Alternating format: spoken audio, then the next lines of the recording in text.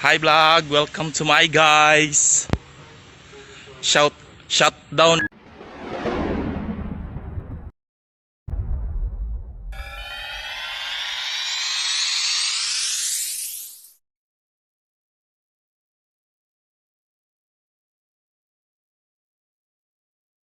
Halo teman-teman Infoloka, selamat datang kembali di channel YouTube Infoloka. Channel yang selalu memberikan informasi-informasi tentang sejarah, berita, maupun informasi lainnya yang ada di Indonesia maupun di seluruh dunia. Selamat menyaksikan. Tentara Nasional Indonesia lahir dalam kancah perjuangan bangsa Indonesia mempertahankan kemerdekaan dari ancaman Belanda yang berambisi untuk menjajah Indonesia kembali melalui kekerasan senjata. TNI merupakan perkembangan organisasi yang berawal dari Badan Keamanan Rakyat atau BKR. Selanjutnya, pada tanggal 5 Oktober 1945 menjadi Tentara Keamanan Rakyat atau TKR, dan untuk memperbaiki susunan yang sesuai dengan dasar militer internasional, dirubah menjadi Tentara Republik Indonesia atau TRI. Dalam perkembangan selanjutnya, usaha pemerintah untuk menyempurnakan tentara kebangsaan terus berjalan, seraya bertempur dan berjuang untuk tegaknya kedaulatan dan kemerdekaan bangsa. Untuk mempersatukan dua kekuatan bersenjata yaitu TRI sebagai tentara reguler dan badan-badan perjuangan rakyat. Maka pada tanggal 3 Juni 1947 Presiden mengesahkan dengan resmi berdirinya Tentara Nasional Indonesia atau TNI. Pada saat-saat kritis selama Perang Kemerdekaan tahun 1945 hingga 1949, TNI berhasil mewujudkan dirinya sebagai tentara rakyat, tentara revolusi, dan tentara nasional. Sebagai kekuatan yang baru lahir, di samping TNI menata dirinya, pada waktu yang bersamaan harus pula menghadapi berbagai tantangan, baik dari dalam maupun dari luar negeri. Dari dalam negeri, TNI menghadapi rongrongan-rongrongan baik yang berdimensi politik maupun dimensi militer. Rongrongan politik bersumber dari golongan komunis yang ingin menempatkan TNI di bawah pengaruh mereka melalui Pepolit Biro Perjuangan dan TNI Masyarakat. Sedangkan tantangan dari dalam negeri yang berdimensi militer yaitu TNI menghadapi pergolakan bersenjata di beberapa daerah dan pemberontakan PKI di Madiun serta Darul Islam di Jawa Barat yang dapat mengancam integritas nasional. Tantangan dari luar negeri yaitu TNI dua kali menghadapi agresi militer Belanda yang memiliki organisasi dan persenjataan yang lebih modern.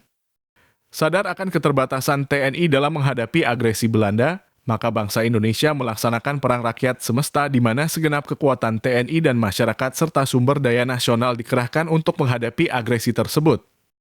Dengan demikian, integritas dan eksistensi Negara Kesatuan Republik Indonesia telah dapat dipertahankan oleh kekuatan TNI bersama rakyat.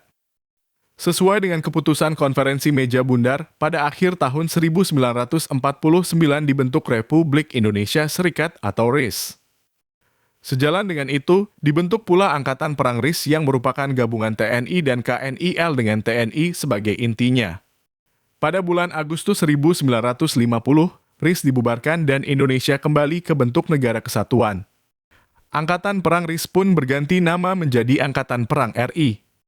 Sistem demokrasi parlementer yang dianut pemerintah pada periode 1950 hingga 1959 mempengaruhi kehidupan TNI. Campur tangan politisi yang terlalu jauh dalam masalah intern TNI mendorong terjadinya peristiwa 17 Oktober 1952 yang mengakibatkan adanya keretakan di lingkungan TNI Angkatan Darat.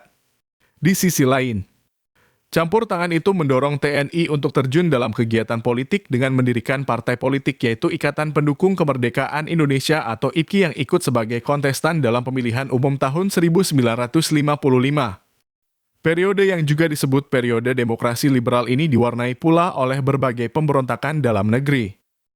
Pada tahun 1950, sebagian bekas anggota KNIL melancarkan pemberontakan di Bandung atau dikenal pemberontakan Angkatan Perang Ratu Adil atau APRA. Di Makassar, pemberontakan Andi Aziz. Dan di Maluku, pemberontakan Republik Maluku Selatan atau RMS. Sementara itu, Darul Islam Jawa Barat melebarkan pengaruhnya ke Kalimantan Selatan, Sulawesi Selatan, dan Aceh. Pada tahun 1958, Pemerintah Revolusioner Republik Indonesia atau Perjuangan Rakyat Semesta yang dikenal dengan Permesta melakukan pemberontakan di sebagian besar Sumatera dan Sulawesi Utara yang membahayakan integritas nasional. Semua pemberontakan itu dapat ditumpas oleh TNI bersama kekuatan komponen bangsa lainnya. Upaya menyatukan organisasi Angkatan Perang dan Kepolisian Negara menjadi Organisasi Angkatan Bersenjata Republik Indonesia atau ABRI pada tahun 1962 merupakan bagian yang penting dari sejarah TNI pada dekade tahun 60-an. Menyatunya kekuatan angkatan bersenjata di bawah satu komando diharapkan dapat mencapai efektivitas dan efisiensi dalam melaksanakan perannya, serta tidak mudah terpengaruh oleh kepentingan kelompok politik tertentu. Namun hal tersebut menghadapi berbagai tantangan, terutama dari Partai Komunis Indonesia sebagai bagian dari komunisme internasional yang senantiasa gigih berupaya menanamkan pengaruhnya ke dalam tatanan kehidupan bangsa Indonesia termasuk ke dalam tubuh ABRI melalui penyusupan dan pembinaan khusus, serta memanfaatkan pengaruh presiden atau panglima tertinggi ABRI untuk kepentingan politiknya. Upaya PKI makin gencar dan memuncak melalui kudeta terhadap pemerintah yang sah oleh G30 SPKI mengakibatkan bangsa Indonesia saat itu dalam situasi yang sangat kritis. Dalam kondisi tersebut, TNI berhasil mengatasi situasi kritis menggagalkan kudeta serta menumpas kekuatan pendukungnya bersama-sama dengan kekuatan-kekuatan masyarakat bahkan seluruh rakyat Indonesia.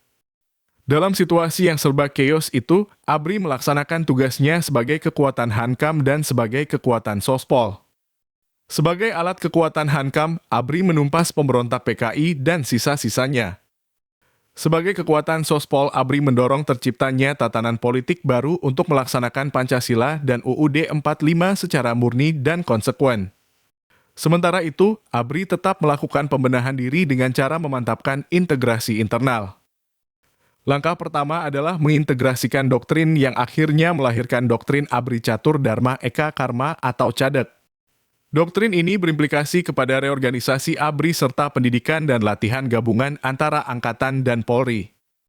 Di sisi lain, ABRI juga melakukan integrasi eksternal dalam bentuk kemanunggalan ABRI dengan rakyat yang diaplikasikan melalui program ABRI Masuk Desa atau AMD. Peran, fungsi dan tugas TNI atau dulu dikenal ABRI juga mengalami perubahan sesuai dengan Undang-Undang Nomor 34 Tahun 2004. TNI berperan sebagai alat negara di bidang pertahanan yang dalam menjalankan tugasnya berdasarkan kebijakan dan keputusan politik negara.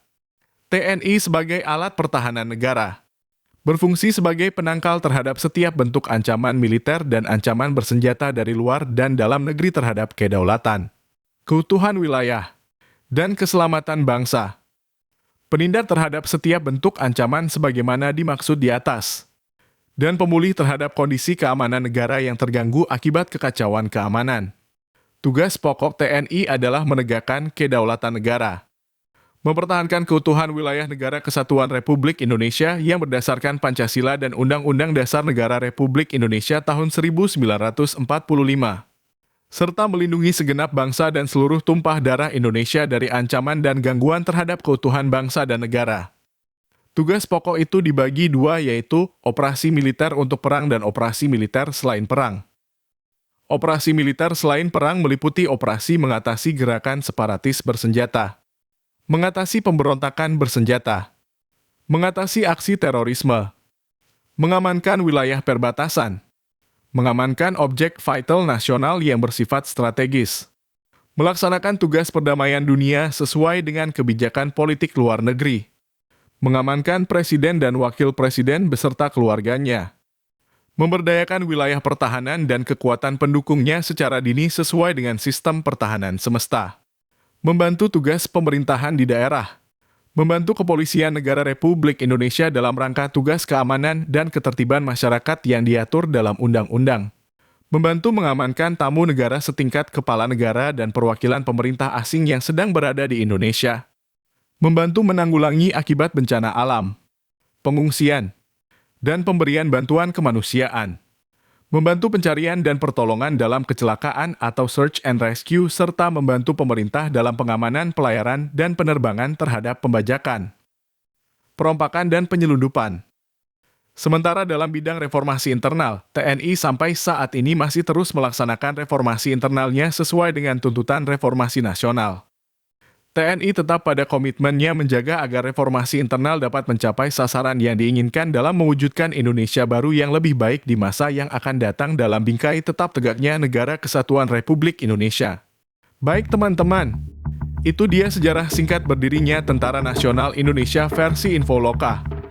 Ikuti terus channel Infoloka untuk mendapatkan informasi menarik lainnya. Dan jangan lupa subscribe, like, komen, dan share video ini ke teman-teman kamu ya. Terima kasih. Jangan lupa like, subscribe, and share video ini.